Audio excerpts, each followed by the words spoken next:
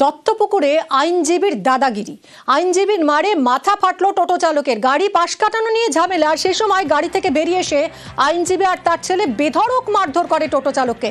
মাথা ফেটেছে ওই টোটো চালকের। কথা বলবো জিয়াউল আমাদের প্রতিনিধির সঙ্গে। জিয়াউল, কয়েকদিন আগেই আমরা দেখেছিলাম বারাসাত কোর্ট চত্বরে আইনজীবীদের দাদাগিরি, এক পুলিশ কর্মী আহত হয়েছিলেন। সেই দাদাগিরি আজ আবারও আইনজীবীর। আজকে ঠিক কি ঘটেছিল, কেন এভাবে মারলেন টোটো চালককে? দেখো, একদম আইনজীবীর দাদাগিরি কিন্তু অব্যাহত। তার কারণ দুদিন আগেই বারাসাত আদালতে সেখানে এক পুলিশ কর্মীকে বেধড়ক মারধর করা হয়েছিল। সেই পুলিশ কর্মীর মাথা ফাটে, ফলে সেখানে দাদাগিরি দেখা গেছে। কিন্তু আজকে দেখা যাচ্ছে সেখানে টোটো চালকের সঙ্গে রাস্তা দিয়ে যখন পাস হচ্ছিল সেই সময় এক আইনজীবীর গাড়ি যাচ্ছিল এবং সেই আইনজীবীর গাড়ির সঙ্গে টোটোর পাস দেওয়া নিয়েই গন্ডগোলের সূত্রপাত এবং সেখান থেকে সরাসরি তিনি নেমে এসে বেধড়ক মারধর করে টোটো চালককে এবং রড দিয়েও বেধড়ক মারধর করে। তারপরেই জনতা সেই আইনজীবীর গাড়ির কাঁচও ভাঙে।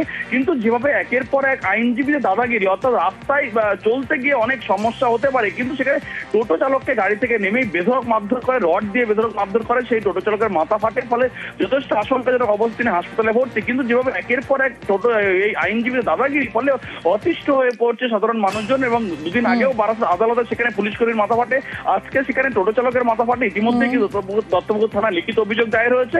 অভিযোগের ভিতরে দুজনকে কিন্তু আটক করেছে দত্তপুকুর থানার পুলিশ। ধন্যবাদ জিয়াউল। সিউড়িতে মহিলার হাড় ছিনতাই, ডাক্তার দেখিয়ে ফিরছিলেন ওই মহিলা। সেই সময় স্কুটারে করে আসে দুষ্কৃতী আর হাড় ছিনিয়ে নিয়ে চম্পট। সিসি ক্যামেরায় ছিনতাইয়ের মুহূর্তের ছবি দেখুন।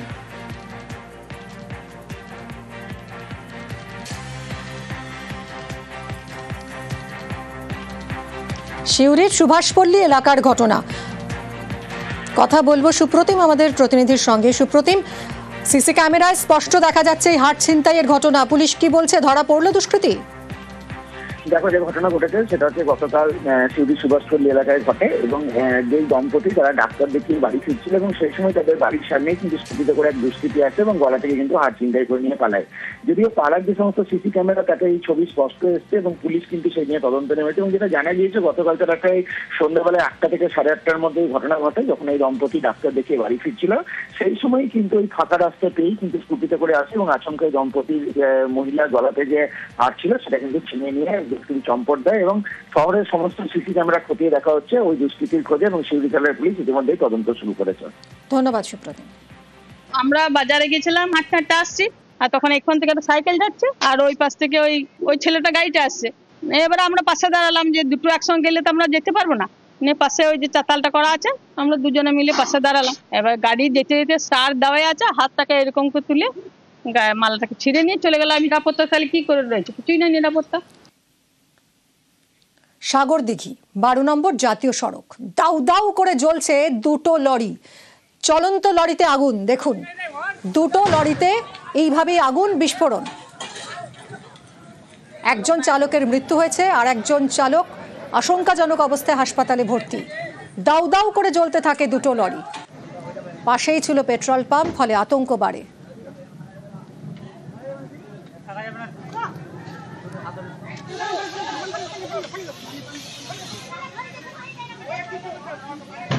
দুটো গাড়িতে লং সাইড একটা ছিল, একটা চায়ের গাড়ি যাচ্ছিল, অ্যাক্সিডেন্ট হয়ে গেছে। চায়ের গাড়িটা কোন দিকে যাচ্ছে? চায়ের গাড়িটা বহরমপুর মুখে যাচ্ছে। মানে ও ভালো সাইডে ছিল? হ্যাঁ, ও ভালো সাইডে ছিল। রং সাইডে আর একটা গাড়ি ছিল? রং সাইডে বালির গাড়ি ছিল। খালি গাড়ি? হ্যাঁ, বালির গাড়ি ছিল। ওগুলো বালি লোড ছিল না? হ্যাঁ, বালি লোড। দিয়ে কেউ মারা গেছে? মারা গেছে চায়ের গাড়ির চালক মারা গেছে। চালক ওই 7:35 নাগাদ মোটামুটি। দিয়ে তারপরে কি হলো? তারপরে দেখলাম তেল বেড়ে গিয়ে সঙ্গে সঙ্গে আগুন ধরে গেল। প্রথমে কোন গাড়িটা? আগুন এই চায়ের গাড়িটা। আচ্ছা, দুটো গাড়ি কোন দিক থেকে আসছিল দেখলেন? চায়ের গাড়িটা আসছিল এটা দিয়ে সঠিক রুটে আসছিল? সঠিক রুটে আসছিল, আর ওই বালির গাড়িটা বিপরীত দিকে আসছিল। বালির গাড়িটা মূলত ওই পাম্পের পাম্প থেকে আসছিল। দিয়ে দুর্ঘটনা। হ্যাঁ। 2023 প্রাথমিক টেটের ফল প্রকাশ হয়েছে গতকাল। পরীক্ষার্থীর সংখ্যা ছিল প্রায় 3 লক্ষ। পাশ করেছেন 6,754 জন, অর্থাৎ পাশের হার 2.5%-এরও কম। 2022 সালে পাশের হার ছিল 24.31%।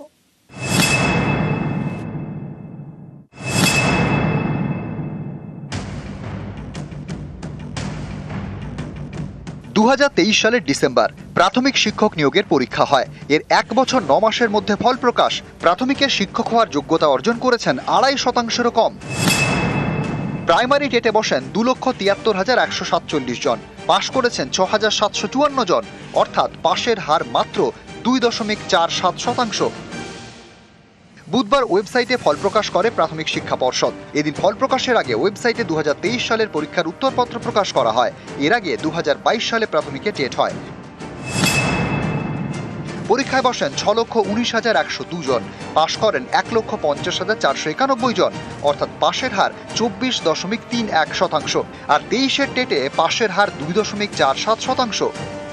টেটের ফল প্রকাশের পর এবার স্কুলে স্কুলে প্রাথমিক শিক্ষক নিয়োগের তোড়জোড়ও রাজ্যের। খুব শীঘ্রই নিয়োগ প্রক্রিয়া শুরু করা হতে পারে রাজ্য স্কুল শিক্ষা দপ্তরের তরফে। তার কারণ শূন্য পদের তালিকার জন্য ইতিমধ্যেই ফাইল নবান্নে পাঠানো হয়েছে চূড়ান্ত অনুমোদনের জন্য। ক্যামেরায় সৌমেন দাসের সঙ্গে সোমরাজ বন্দ্যোপাধ্যায়, নিউজ 18 বাংলা, কলকাতা। আজ ইডি দফতরে হাজিরা রাজ্যের কারামন্ত্রী চন্দ্রনাথ সিনহার। কোর্টের নির্দেশে আজ এবং কাল হাজিরা। চন্দ্রনাথকে 2 দিন জিজ্ঞাসাবাদ করতে পারবে ইডি। সকাল 11টায় হাজিরা চন্দ্রনাথ সিনহার, বিকেল 5টা পর্যন্ত জিজ্ঞাসাবাদ করতে পারবে ইডি। চন্দ্রনাথ সিনহার অন্তর্বর্তী জামিন বহাল। চন্দ্রনাথ সিনহাকে হেফাজতে পায়নি ইডি। হেফাজতে নিয়ে জিজ্ঞাসাবাদের দরকার নেই পর্যবেক্ষণ বিচারকের। জজ সাহেব যেটা বলেছেন যে for the purpose of cooperation of investigation ওনাকে 25 তারিখে এবং 26 তারিখে সকাল 11টার থেকে 5টার অবধি থাকতে হবে ইডি অফিসে। ইনভেস্টিগেশনের বা ইন্টারোগেশনের পরে যদি ইডি অথরিটির মনে হয় যে এর পরে ওনার ফার্দার ইন্টারোগেশনের প্রয়োজন, তাহলে সামান দিয়ে ওনাকে ইন অ্যাডভান্স জানাতে হবে। বাকি যা যা স্ট্যাটুটারি রিকোয়ারমেন্ট থাকে সেগুলো ফুলফিল করতে হবে। ইডির অ্যাকশন নিয়ে এটাই বলা হয়েছে যে স্লথ গতিতে ইনভেস্টিগেশন চলেছে, আজও অবধি ওনারা ফার্দার ইনভেস্টিগেশন ক্যারি আউট করছেন। এবং chauffeur mister Chandranath Sinha is concern, ইনভেস্টিগেশনে যেভাবে যেই গতিতে এগোনোর কথা ছিল সেটা একদম সেই গতিটা ফলো করা হয়নি। আমি প্রথম থেকে বলে আসছি যে বিচার ব্যবস্থার প্রতি আমার আস্থা আছে এবং ভবিষ্যতেও থাকবে। এবং আজকে আপনারা নিজেরাই শুনলেন, কেন তো কোনো অন্যায় করিনি এবং বিচার ব্যবস্থা সঠিক সিদ্ধান্ত। পুজোতেও বৃষ্টি। বৃহস্পতিবার নিম্নচাপ, নবমীতে ঘূর্ণাবর্ত, দশমী পর্যন্ত রাজ্য জুড়ে বৃষ্টির পূর্বাভাস।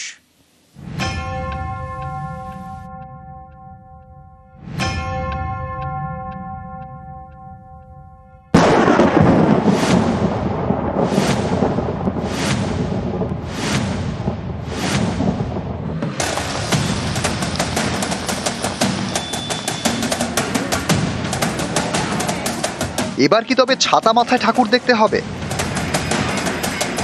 তেমনই পূর্বাভাস দিচ্ছে আবহাওয়া দপ্তর। বঙ্গোপসাগরে এবার নিম্নচাপ আর ঘূর্ণাবর্তের জোড়া ভ্রুকুটি, যার জেরে রাজ্য জুড়ে বৃষ্টির পূর্বাভাস। বৃষ্টি শুরু হবে শনিবার পঞ্চমী থেকে, টানা চলতে পারে দশমী পর্যন্ত। আগামী 7 দিন পর্যন্তই হালকা থেকে মাঝারি বৃষ্টিপাত মূলত আমাদের দক্ষিণবঙ্গের প্রায় সমস্ত জেলাতেই চলবে। কলকাতাতেও 27 তারিখে বৃষ্টিপাতের পরিমাণ কিছুটা বাড়ার সম্ভাবনা আছে। মোটের উপরে সেটা হালকা থেকে মাঝারি থাকার সম্ভাবনাই বেশি। উপকূলবর্তী কয়েকটা জেলাতে ভারী বৃষ্টিপাত হতে পারে। মৎস্যজীবীদের আগামী 5 দিন পর্যন্তই সমুদ্রে যেতে মানা করা হয়েছে। অর্থাৎ নতুন জামা সঙ্গে ছাতা। সোমবার রাতভর বৃষ্টি, জল থই থই কলকাতা, যার জেরে মঙ্গলবার বিপর্যস্ত হয়ে পড়ে মহানগরী। তার রেশ কাটতে না কাটতেই ফের শরতের আকাশে দুশ্চিন্তার কালো মেঘ। পুজোয় নাকি প্রতিদিনই বৃষ্টি।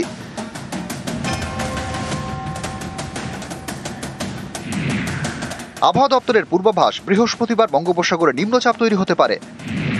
শুক্রবার শক্তি বাড়িয়ে তা পরিণত হবে গভীর নিম্নচাপে। এর জেরে শনিবার অর্থাৎ পঞ্চমী থেকে রাজ্য জুড়ে বজ্র বিদ্যুৎ সহ বৃষ্টির পূর্বাভাস। ভারী বৃষ্টির সম্ভাবনা দক্ষিণ 24 পরগনা, পূর্ব মেদিনীপুর, পশ্চিম মেদিনীপুর, ঝাড়গ্রাম এবং বাঁকুড়ায়। হালকা থেকে মাঝারি বৃষ্টিতে ভিজবে কলকাতাও। বুধবার অর্থাৎ নবমীতে বঙ্গোপসাগরে ফের ঘূর্ণাবর্ত তৈরি হতে পারে। এর জেরে নবমী দশমীতে ভাসতে পারে দক্ষিণবঙ্গের জেলাগুলি। পুজোর কটা দিন উত্তরবঙ্গে ভারী বৃষ্টির কোনো সম্ভাবনা নেই। একটা ঘূর্ণাবর্ত তৈরি হয়েছে আবহাওয়ার যেটা পরিস্থিতি, তাতে আগামী কয়েকদিনই হালকা থেকে মাঝারি বৃষ্টিপাত কন্টিনিউ করবে। উত্তরবঙ্গেও কিছুটা বৃষ্টিপাতের পরিমাণ 26-27 তারিখ থেকে কিছুটা বাড়ার সম্ভাবনা থাকবে। নিউজ 18 বাংলা।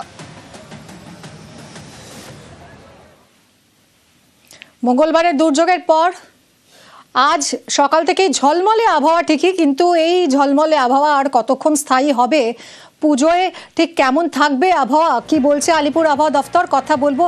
বিশ্বজিৎ রয়েছে আমার সঙ্গে।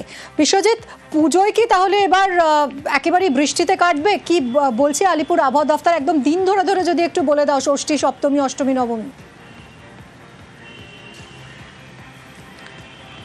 দেখো, বিস্তারিতভাবে পুজোর কোন দিন কেমন থাকবে তা আজ আলিপুর আবহাওয়া দপ্তর বিস্তারিতভাবে জানিয়ে দেবে। তবে আগাম যে পূর্বাভাস পাওয়া যাচ্ছে তাতে পুজোয় এবার ছাতা নিয়ে বেরোতে হবে, এটা অবশ্যই। কারণ পাসিং শাওয়ার রেন অর্থাৎ বজ্রবিদ্যুৎ সহ বিক্ষিপ্তভাবে বৃষ্টি এটা চলতে থাকবে। কারণ বর্ষাকালে যেহেতু পুজো এবার, তাই বর্ষাকালের যে বৃষ্টি সেই বৃষ্টি থাকবে, বজ্রবিদ্যুৎ সহ বৃষ্টি, তার সঙ্গে কোথাও কোথাও দমকা ঝোড়ো হাওয়া বইতে পারে।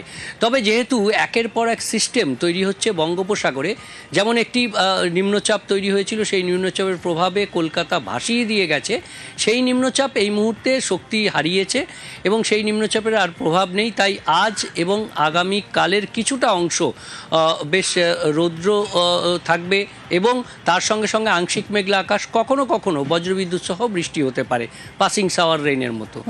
কিন্তু আগামী কাল থেকে আবহাওয়ার পরিবর্তন হয়ে যাবে, কারণ আজই নিম্নচাপ তৈরি হচ্ছে বঙ্গোপসাগরে এবং এর প্রভাবে আগামী কাল থেকে মেঘলা আকাশ হওয়া শুরু করবে উপকূলের জেলাগুলিতে, হাওয়ার পরিমাণ বাড়বে এবং শনিবার রাজ্য জুড়ে বৃষ্টির পূর্বাভাস।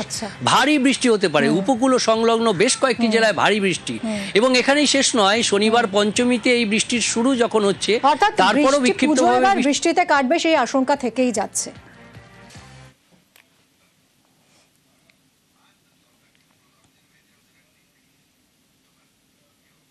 জলে ভেসেছে জীবিকা, পুজোর মুখে হাহাকার বইপাড়ায়। এক রাতের বৃষ্টিতে চরম ভোগান্তি কলেজ স্ট্রিটে। পুরসভার যুদ্ধকালীন তৎপরতায় জল নামলেও মাথায় হাত বই বিক্রেতাদের।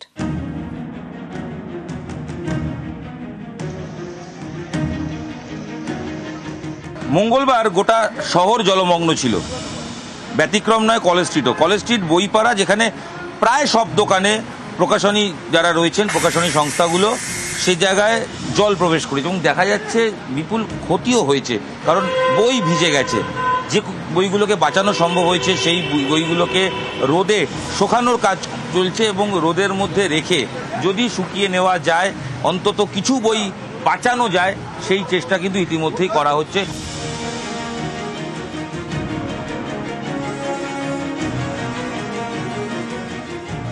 এই সকাল থেকে এসে পরিষ্কার পরিচ্ছন্ন করছি, বই তো সব ভিজে গেছে, যা দোকানে ছিল হাফ বই তো ম্যাক্সিমাম ভিজে গেছে। অনেক ক্ষয়ক্ষতির সম্মুখে আমরা হয়েছি বইওয়ালারা। এরকমভাবেই চলছে, এই বইটাই সুপুর দিয়েছি, দেখা যাক কি হয়। দোকানে জল ঢুকেছিল? জল বলতে 1 কোমর করে জল ভিতরে ছিল, বই যা ছিল সব ভিজে গেছে ম্যাক্সিমাম বই। দেখুন না, আপনারাই দেখুন না, সব রাখা আছে, শুকাতে দিচ্ছি, যা থাকে এর মধ্যে কিছু যদি পাওয়া যায়। সব তো ভিজে গেছে ম্যাক্সিমাম।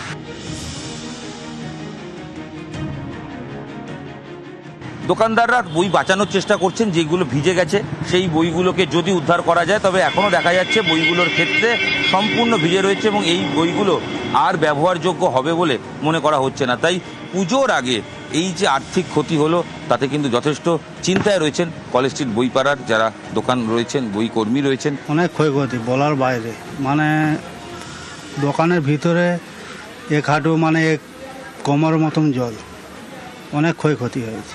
সোমবার দিন তো আপনারা জানতেন না এরকম হবে? না, বই সরাতেও পারেননি? না। কি দেখলেন আজকে এসে?